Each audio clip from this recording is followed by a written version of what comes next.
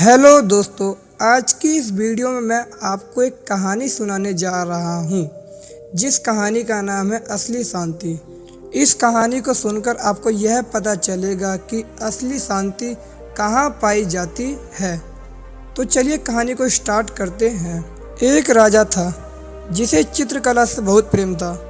एक बार उसने घोषणा की कि जो कोई भी चित्रकार उसे एक ऐसा चित्र बनाकर देगा जो शांति को दर्शाता हो तो वह मुंह मांगा पुरस्कार देगा। निर्णय वाले दिन एक से बढ़कर एक चित्रकार पुरस्कार जीतने की लालसा से अपने अपने चित्र लेकर राजा के महल पहुँचे।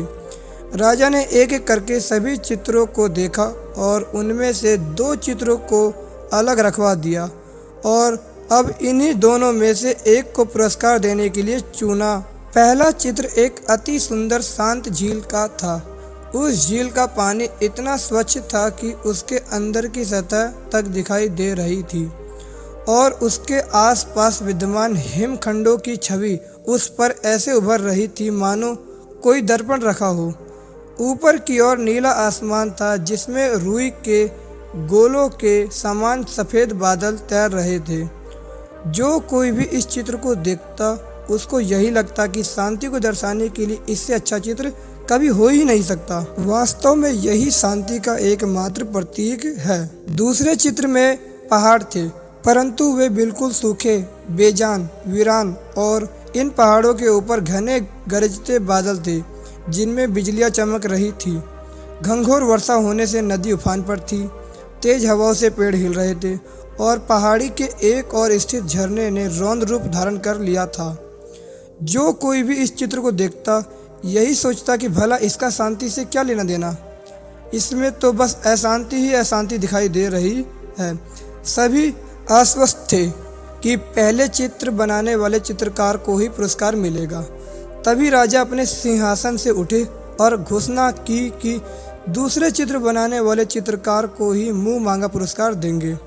हर कोई आश्चर्य में था। पहले चित्रकार से रहा नहीं गया। वह बोला, लेकिन महाराज, उस चित्र में ऐसा क्या है जो आपने उसे पुरस्कार देने का फैसला लिया, जबकि हर कोई यही कह रहा है कि मेरा चित्र ही शांति को दर्शाने के लिए एक सर्वश्रेष्ठ विकल्प है। आओ मेरे साथ। राजा ने पहले चित्रकार को अपने साथ चलने के लिए कहा। दूसरे चित्र के पास पहुंचकर राजा बोले, झरने के बाईं ओर हवा से एक और झुके इस वृक्ष को देखो। उसकी डाली पर बने उस घोंसले को देखो। देखो कैसे एक चिड़िया इतनी कोमलता से, इतने शांत भाव व प्रेम पूर्वक अपने बच्चे को भोजन करा रही है। फिर राजा ने वहाँ उपस्थित सभी लोगों को समझाया, शांत होने का अर्थ यह नहीं है कि आप ऐसी स्थिति में हो जहाँ कोई शोर नहीं हो, कोई समस्या नहीं हो, जहाँ कड़ी मेहनत नहीं हो, जहाँ आपकी परीक्षा नहीं हो। शांत होने का सही अर्थ है कि आप हर तरह की अव्यवस्था, अशांति, अराजकता के बीच हो और फिर भी आप शांत रहें, अपने काम पर केंद्रित रहें, अपने लक्ष्य की ओर अग्रसर रहें। अब सभी समझ चुके थे कि दूसरे चित्र को राजा ने क्यों चुना। तो दोस्तों, यह कहानी यहाँ पे ख़त्म होती है। इस कहानी से हमको यह शिक्षा मिलती है कि हर कोई अपने जीवन में शांति चाहता है, परंतु हम शांति को कोई और बाहरी वस्तु समझ लेते हैं और उसे दूरस्थ स्थलों में ढूंढते हैं, जबकि शांति पूरी तरह से हमारे मन की भीतरी चेतना है।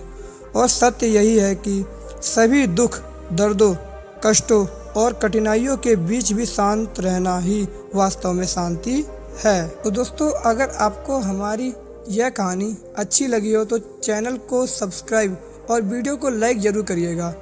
तब तक के लिए धन्यवाद।